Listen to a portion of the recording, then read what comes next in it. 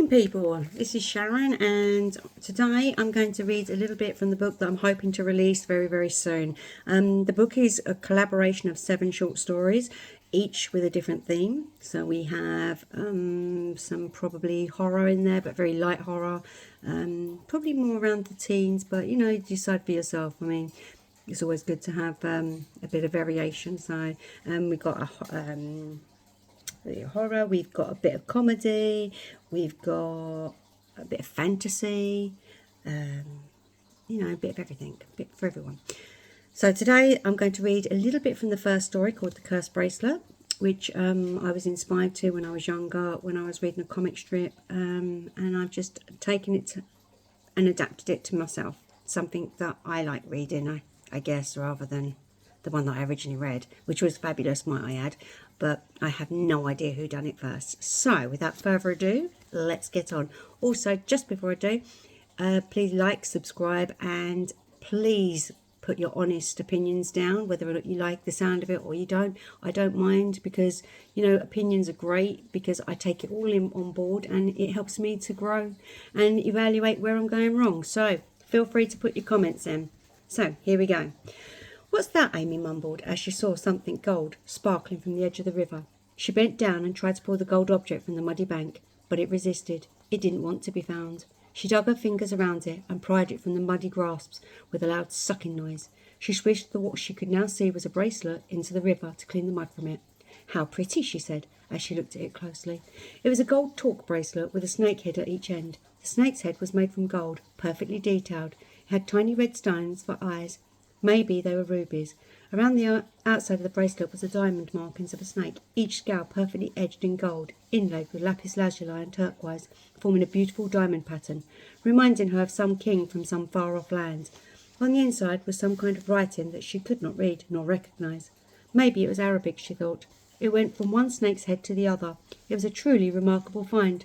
Without thinking, she buffed it on her jeans, making the gold sparkle in the afternoon sun. She slipped it onto her wrist, where it seemed to shrink, but that couldn't be possible. She gazed at it admiringly as she trotted off towards the house.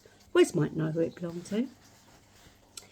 Wes watched Amy come towards him, his heart leaping in his chest. He always missed a beat when Amy was about. He took in her small frame, dark curly locks, and her focused bright blue eyes, small round freckled face, as he opened the door and walked towards her. "There you are. I've been looking for you."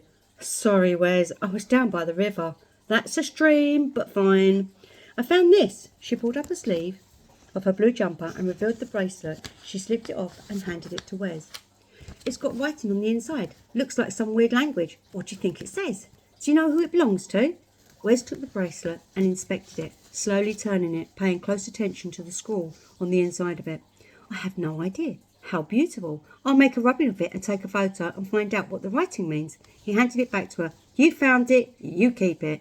I'll let you know if I find anything."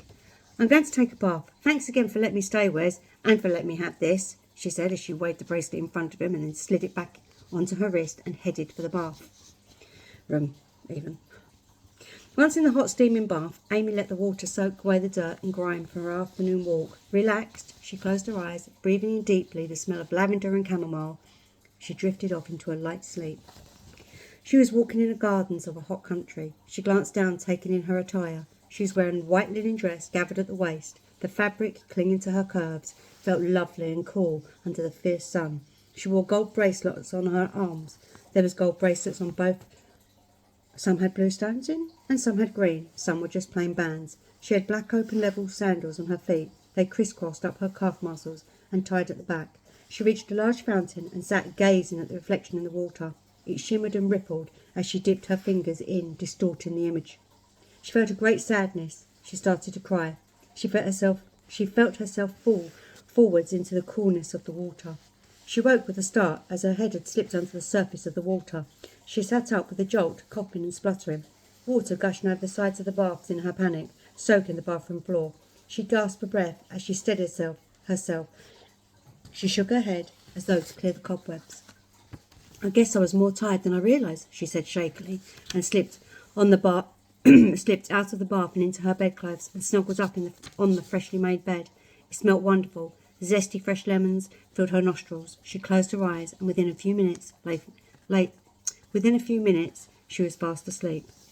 Wes was waiting in the dining room when Amy finally arrived for breakfast. "You missed dinner last night," he said, trying to hide his disappointment. "Yes, I was tired. Quite weird, to be fair. After my walk, I was shattered. I even fell asleep in the bath." "Well, don't. I can't risk you in the bath, you know. It won't be proper." They both laughed. "I thought we could go to the town square today, if you fancy it." "Sounds great, Wes. After breakfast, though, I'm famished." They ate their breakfast whilst discussing their afternoon plans. As soon as they were finished, the servants came and took their plates away. Amy got up and headed for the cloakroom to retrieve her coat. "Oh, before we go, let me get a rubbing of that bracelet." Amy obediently took the bracelet off and handed it to Wes. He grabbed a piece of paper and snagged a bit of charcoal from the unlit fire and gave it a quick rub. "I've never seen anything like it. I'm really curious. I'll send it to Stephen. He's into writing. Maybe he will recognise it. Maybe he might even be able to decipher it as well. It looks old and well made, so it might be ancient." He took out his phone and took a snapshot of the rubbing and sent a message to Steve. "No idea, but let's hope so. Maybe it's a riddle or treasure or something." "You and your imagination, Amy."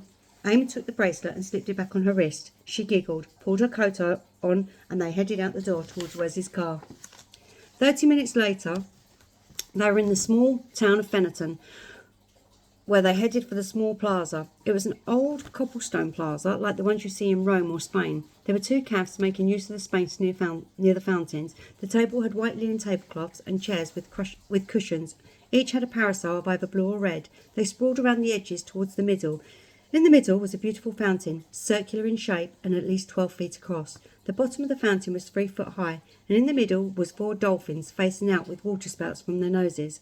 Atop these rested a giant scallop shell, in which stood an almost full-size marble sculpture of Botticelli's Venus, only she was holding a large jug pouring water over her feet rather than hiding her modesty behind her hands. It was truly beautiful. Like a moth to a flame, Amy was drawn to the sound of falling water. "I'll get the coffee." "I'm going to sit over here." She pointed to the fountain and headed towards it. She sat on the edge, staring down into the water. The bottom had accumulated a lot of coins, as people used it as a wishing well, tossing anything from £1 to a penny in there for good luck. She dug about into her pocket and found £1. "This will do," she said to herself as she made a wish and flipped it in with a resounding plop. She watched it sink to the bottom of the fountain, and slowly her body was drawn towards the water like an invisible line pulling at her.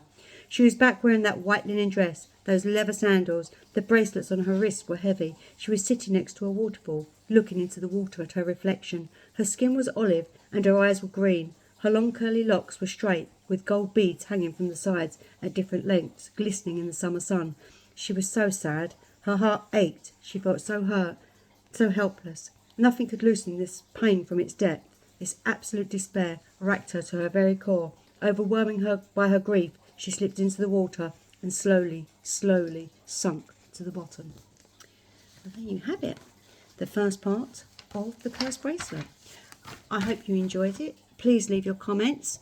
I look forward to reading them. Thanks.